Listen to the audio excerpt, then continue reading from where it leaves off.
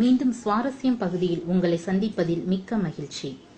இப்போது நமது வீட்டில் உள்ள கெட்ட சக்திகள், எதிர்மறை ஆற்றல்களை வெளியேற்றும் வழிமுறைகள் என்னவென்று பார்க்கலாம். மனம் அமைதியாக இருந்தால் நாம் எடுக்கும் முடிவுகள் சிறப்பாக இருக்கும்.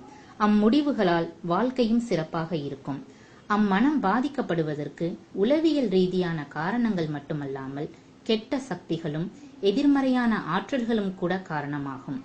உதாரணமாக, ஒருவரது வீட்டில் கெட்ட சக்திகள் அதிகம் இருந்தால் அந்த வீட்டினுள் நுழையும் போதே சந்தோஷமாக இருந்த மனநிலையில் திடீரென்று மாற்றத்தை காணக்கூடும். சில பெரியோர்கள் தூங்கும் போது கட்டிலுக்கு அடியில் ஒரு டம்ளர் நீரை வைத்துக்கொண்டு தூங்க வேண்டும் என்று சொல்வார்கள். வீட்டில் உள்ள கெட்ட சக்திகளை வெளியேற்றுவதற்கு பல வழிமுறைகள் உள்ளன. அதில் ஒன்றுதான் தூங்கும் முன் ஒரு கண்ணாடி டம்ளரில் நீரை நிரப்பி கட்டிலுக்கு அடியில் வைத்து மறுநாள் காலையில் அந்த நீரை வெளியே ஊற்றிவிட வேண்டும். மீண்டும் மறுநாள் இரவில் புதிய நீரை டம்ளரில் நிரப்பி கட்டிலுக்கு அடியில் வைத்து தூங்க வேண்டும்.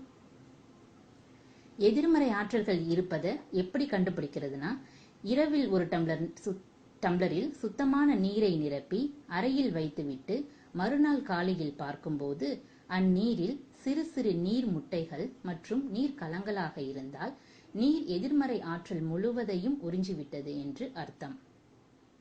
இவ்வாறு நாம் தொடர்ச்சியாக செய்யும் போது நமது வீட்டில் உள்ள எதிர்மறை ஆற்றல்கள் அனைத்தையும் நாம் வெளியேற்றிவிட முடியும். இந்த வீடியோ உங்களுக்கு பிடிச்சிருந்ததுன்னா லைக் பண்ணுங்க. இதை பத்தின உங்களுடைய கமெண்ட்ஸை எங்களுக்கு ஷேர் பண்ணுங்க.